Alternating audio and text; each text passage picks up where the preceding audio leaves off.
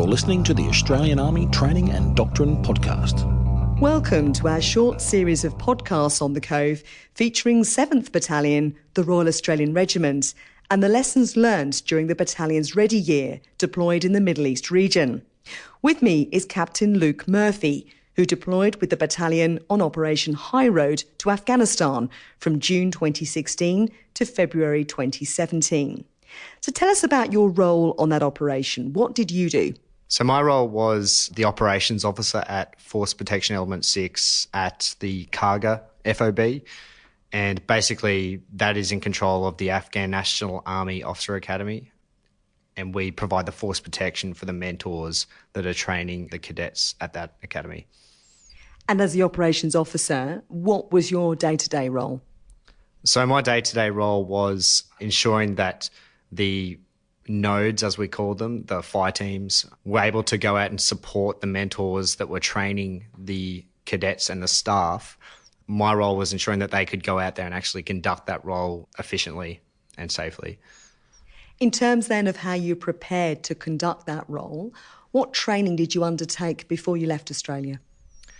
So we had a great deal of lead-up training, which stemmed from med evacuation rehearsals, driving tasks, force protection tasks. And then for the command post itself, it was also focused on how we would actually react to incidents and how we would prepare the teams to go out on a daily basis and conduct their work. As the operations officer, though, how do you prepare for that role? Because I imagine it must be quite complex when you get into country in terms of what you're dealing with. And how do you somehow replicate that in advance? So we tried to replicate it as best we could. We would set up command posts that we've established connections from previous call signs that were over in Karga conducting those. However, one thing we could have potentially done better is that having a more realistic in-country command post that we could train to in order to run that command post for the British OC at the time for each phase of the operation. So just to clarify then, when you got into country, you were actually working directly to a British officer commanding. You weren't actually working with an Australian. Essentially, yes. We were split up into different parts of Kabul. We had a platoon minus element at Hamid Karzai International Airport, and we had Section Plus out at Headquarters Resolute Support. And then there was a Platoon Plus, which was my call sign at the Afghan National Army Officer Academy. So in charge of ANOA is the British call signs, yep. And what did that mean for you in terms of you doing your job?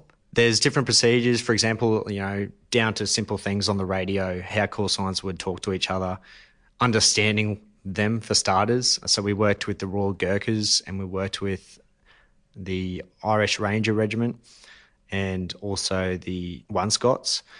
And so basically, the difference in language between them all was quite intense. I can hear there would have been a number of different accents you would have been encountering in your day-to-day job. So that in itself was obviously challenging. Yeah, it made life quite interesting at times, but yeah, it was a lot of fun. And it is also down to how the Brits would conduct, for example, medical rehearsals and things like that. Like they just differ slightly to what we do, but we always train to integrate the two to come up with the best solution at the time. So how do you prepare for that? I mean, given your experience, what have you been able to pass on to subsequent rotations? So one thing we tried hard to do was establish a detailed handover notes and also try and bring back as much actual product and procedures that they're using that is relevant and pass that on to the call signs that are going over for future operations so that when they get there, they're up to speed already with everything that they're doing over there and what they can expect to receive from, the British OC or from a Danish mentor, for example, or an American. So basically we just tried to bring everything back, collate it all, and then pass that on through mission rehearsal activities to enable them to go over with greater success. So you mentioned there other nationalities who are also part of the coalition. What kind of challenges did that lead to then? Because you weren't just dealing with British people and indeed British people with lots of different accents. You're also dealing with other nationalities as well. We found it quite a pleasant experience. One thing that worked really well amongst our team was the fact that, whilst they're all senior non-commissioned officers and officers that weren't only Australian, but also, like I said, British, American, New Zealand, Danish, our Australian diggers were actually calling the shots basically when it came to their security and basically providing that force protection for them to do their job.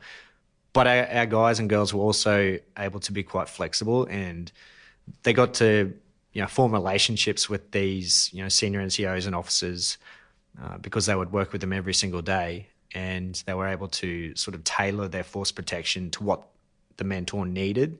So it wasn't too much of a struggle or anything like that, and I think the guys and girls appreciated it. And within the confines of the mission, they had the freedom of action to do that, to be able to customise the force protection they were able to provide. Within limits, yes, but obviously it was closely monitored as to how that would occur. And for you as the operations officer, the fact that there was that customisation going on, did that provide you with any additional challenges?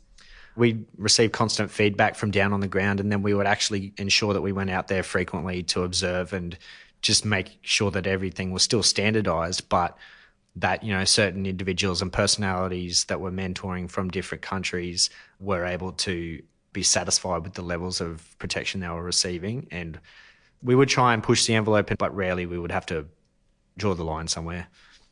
Once you're in country then, were there any specific challenges that you faced that perhaps you hadn't anticipated before you got there?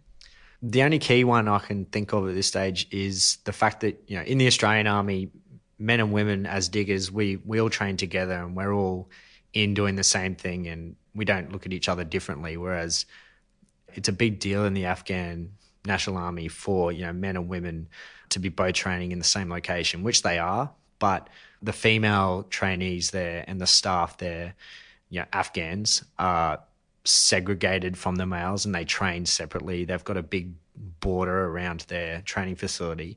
So maybe it was a little bit of a shock for us to have to go over there and segregate like that during the work hours for force protection. So I suppose that was probably a bit of a shock to us.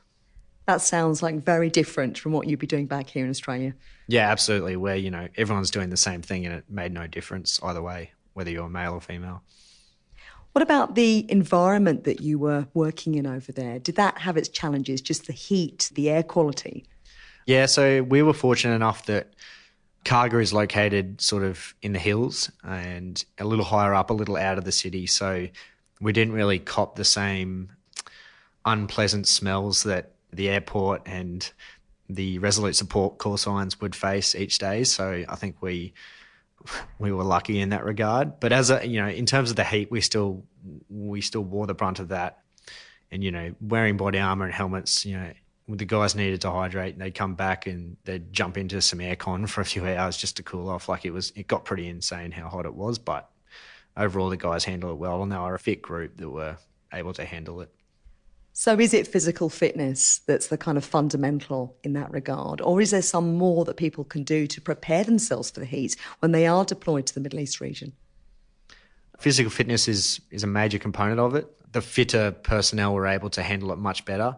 They're all fit, but some of the less fit. And as much climatisation as possible. So, prepare for the heat, but then also it goes from scorching temperatures down to freezing cold. And, the last few months of the deployment, we were faced with snow on a daily basis. So luckily enough, though, we had the cold weather gear that was really good and quite relevant for the situation. So, we were lucky in that regard. So looking back on your experience as a whole, what do you think were the key lessons learnt in terms of the preparation for the deployment and indeed perhaps your ongoing training on the ground in Afghanistan? Again, being able to apply what's being used in country and to be able to pass on to future call signs that will hand over with you to enable them to achieve success much faster. They can step basically straight into their roles and perform them. It was an ongoing challenge to create or replicate the type of driving training that would occur through traffic and things like that. So that's quite difficult to replicate back here in Australia. Whereas over there, we're driving quite aggressively through the streets in both protected mobility vehicles and also the up-armoured SUVs. We continued to develop those standard operating procedures whilst we were over there, and we got quite good at it. And that was testament to the training that was provided by the key staff, both here and over in Afghanistan. And in closing, what do you think you've brought back to your job back here in Australia from that deployment? What kind of lessons learnt have you been able to translate back into your training on the ground here?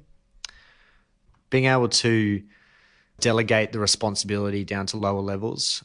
Out on the ground, force protection was controlled by a junior NCO, either of a lance corporal or corporal rank, and sometimes a private who would be in charge of his 4 or 5 guys or girls. And he's responsible solely for the mentors, security and protection. And they did an outstanding job at doing that. They were given their guidelines as to how it was to be achieved. But on the ground, it was essentially his or her call. They made outstanding decisions and kept everyone safe, and everyone got home safely. And what about for you personally? I mean, what have you brought home from that experience that you feel has perhaps changed the way that you conduct yourself as an officer at 7RAR? I suppose having that greater understanding of there's more to the job at the moment than just inside Australia. We all want to go overseas and experience the new cultures and whatever's going on in the world. And I suppose I've got that appreciation for the work that's occurring over there, trying to enable that community to better itself and maintain stability there. Captain Luke Murphy, thank you very much. To listen to more podcasts in this series featuring lessons learned from 7RAR's Ready Year, visit the Cove's website. The web address is www.cove.org.au. That's www.cove.org.au. I'm Captain Sharon Maskell-Dare. Thank you for listening. This podcast is produced by the Australian Army and is copyright the Commonwealth of Australia.